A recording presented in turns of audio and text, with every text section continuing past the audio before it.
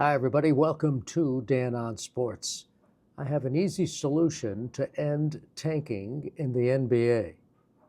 End the draft. In fact, all professional sports should end the draft. Hear me out on this. I don't know if you've been following the NBA and the stories about these teams tanking. I mean, you had Utah Jazz going into the fourth quarter with a 7-point lead at home against Orlando the other night, and they pulled their starters. And Utah's done it in other games too. Actually, they did it against Miami, but won the game against the Heat. But that's not the point. When you've got the commissioner of your league coming out and admitting that these teams are tanking, and the NBA has to do a better job of preventing this from happening, then you've got a problem.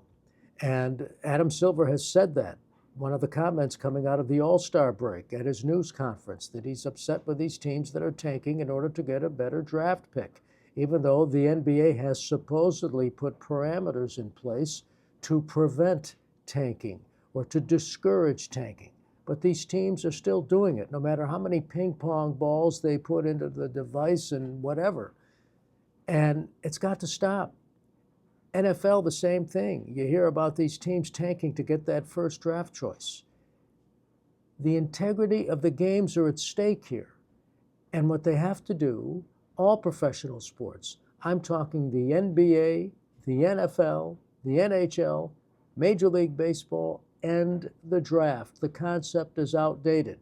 Now, in the case of the NFL and NBA, the draft has been around since, I think, the late 40s or early 50s. And they instituted the draft in Major League Baseball in 1965 to stop the New York Yankees, who were winning all these World Series and going out and buying all these prospects. The ironic part about that is, had they not put the draft in place, the Yankees were going to start losing anyway. Their dynasty was over because they weren't putting the resources into their farm system as they had in the past. And they were making mistakes on the players they did sign. But that's a topic for another day. Point of the matter is, the draft is outdated. I'm surprised there's not some kind of a court challenge. Oh, there have been court challenges before. Yes, I know. But the point is, there's always court challenges. Think about it for just a moment. You're an accountant. You graduate from college. You're going out to get a job. Now, wait a minute. You can only go to a specific accounting firm. You can't go to that accounting firm. Why should professional sports be any different? And what changes really with free agency? It just happens on the other end. Whereas in the past, a lot of these teams would throw money at prospects. Now they throw the money at the established free agents. A team like the Dodgers.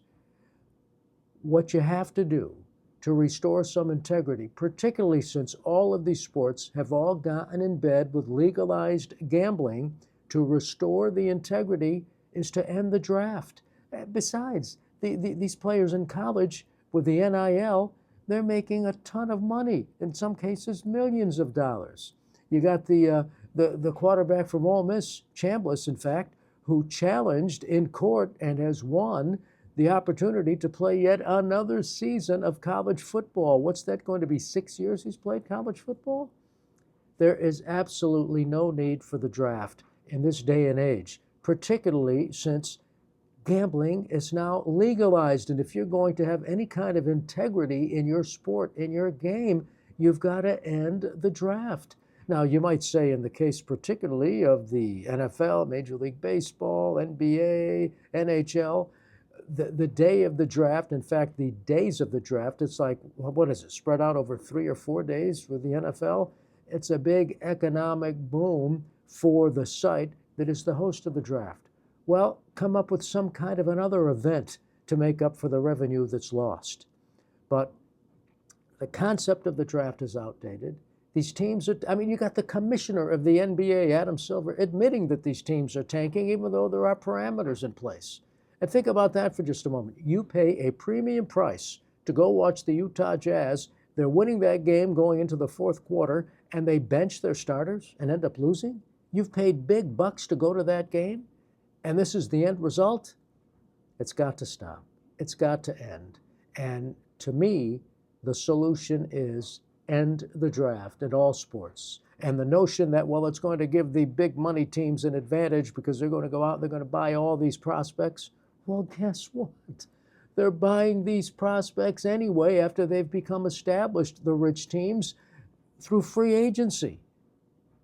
So that's what you do. And one other thing. In this day and age, if you want to be the owner of a professional sports team, you better have deep pockets. Otherwise, you're not going to survive. The day of the owners scraping pennies together in order to own a franchise, think about this. The days of a Billy Sullivan who scraped up $25,000 to buy the Boston Patriots in the American Football League and then turn that into a fortune, those days are long gone. Gambling on these sporting events, now legalized. The integrity of these sporting events is at stake. And to me, the way you do it to end the tanking is to end the draft. That's going to do it for Dan on Sports. Thanks for watching. Thanks for listening. Thank you to subscribing to my newsletter. And to do that, all you have to do is go to danonsports.com. See you later.